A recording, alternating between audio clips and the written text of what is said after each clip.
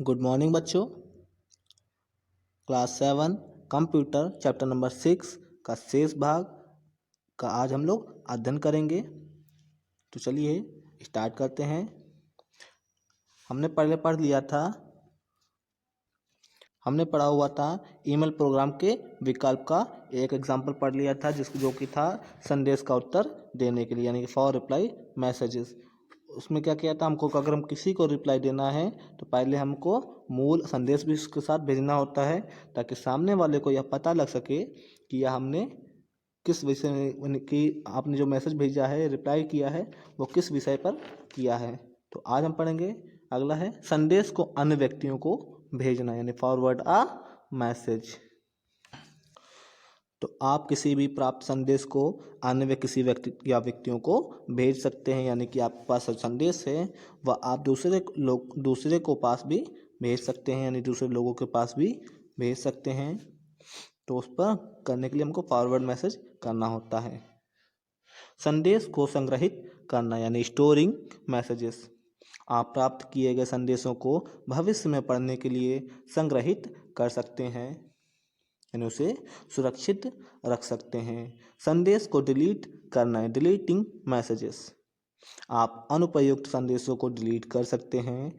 यदि आप इन बेकार संदेशों को डिलीट नहीं करेंगे तो वे आपके ईमेल अकाउंट को भर देंगे, यानी कि आपके पास जो यूजलेस होते हैं उनको समय समय पर डिलीट करते रहना चाहिए, नहीं अन्यथा ये हमारे ईमेल अकाउंट को फिल कर देते हैं। संदेशों को प्रिंट करना, यानी प्रिंटिंग मैसेजेस। तो आप प्राप्त संदेशों को प्रिंट भी कर सकते हैं। यह कार्य फाइल मेनू में प्रिंट कमांड द्वारा या प्रिंट बटन पर क्लिक करके किया जाता है, यानी प्रिंट बटन पर क्लिक करके आप आपके पास आए हुए संदेशों को प्रिंट भी कर सकते हैं। ईमेल पढ़ना, रीडिंग ईमेल। जिस प्रकार आप ईमेल के द्वारा अपनी सूचनाओं अथवा संदेशों को प्रेषित करते हैं, उसी प्रकार आप अपने अकाउंट में आई हुई सूचनाओं को पढ़ अथवा देख भी सकते हैं। इसके लिए निम्नलिखित चरणों का पालन करते हैं, यानी कि आपके पास जो ईमेल है उसे पढ़ अथवा देख सकते हैं। तो कैसे, चलिए पढ़ते हैं। तो ईमेल सर्विस प्रोवाइडर का होम पेज खोलिए। तो सर्वप्रथम आपको ईमेल सर्विस प्रोवाइडर का होम पेज ओपन करना है। ईमेल विकल्प पर जाकर अपना लॉगिन नेम तथा पासवर्ड डालकर इंटर की दबाइए, यानी अपनी आईडी को लॉगिन करिए। ईमेल अकाउंट के होम पेज में इनबॉक्स विकल्प पर जाइए। फिर जब आपका अकाउंट ओपन हो जाए तो होम पेज में इनबॉक्स ओपन ऑप्शन पर जाना है आपको।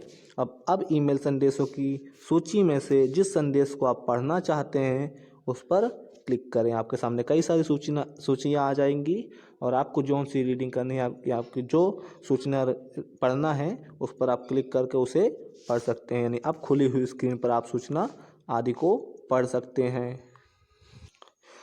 तो आप लोगों को चैप्टर समझ में भी आया होगा।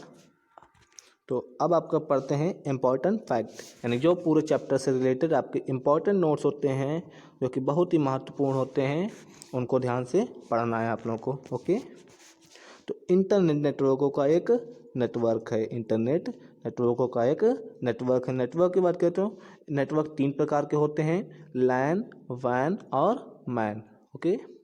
तो आधुनिक युग में यह संचार एवं सूचना के आदान प्रदान का एक महत्वपूर्ण माध्यम है, यानी कि वर्तमान युग में, यानी वर्तमान काल में यह लोगों के सूचना का आदान प्रदान करने का एक साधन है। इंटरनेट संचार तथा सूचना के आदान प्रदान का एक माध्यम है।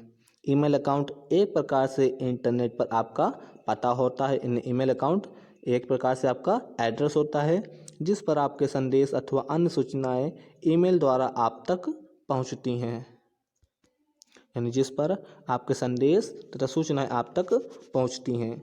POP3 अकाउंट में ISP प्रयोगकर्ता को ईमेल एड्रेस प्रदान करता है तथा सभी मेल इसी पते पर ट्रांसफ़र होते हैं। ईमेल एड्रेस को ईमेल आईडी भी कहते हैं। ईमेल एड्रेस को एक और नाम से जानते हैं जो कि ईमेल आईडी के नाम से जानते हैं। ईमेल प्रोग्राम द्वारा संदेशों, सूचनाओं व फाइलों का आदान प्रदान किया जाता है। जिस प्रकार आप ईमेल के द्वारा अपनी सूचनाओं अथवा संदेशों को प्रेषित करते हैं, उसी प्रकार आप अपने अकाउंट में आई हुई सूचनाओं को पढ़ अथवा देख भी सकते हैं। तो आप लोग चैप्टर अगेन रिवीजन कर लेना है, अच्छे से इसे पढ़ना है। Okay, thanks for watching them.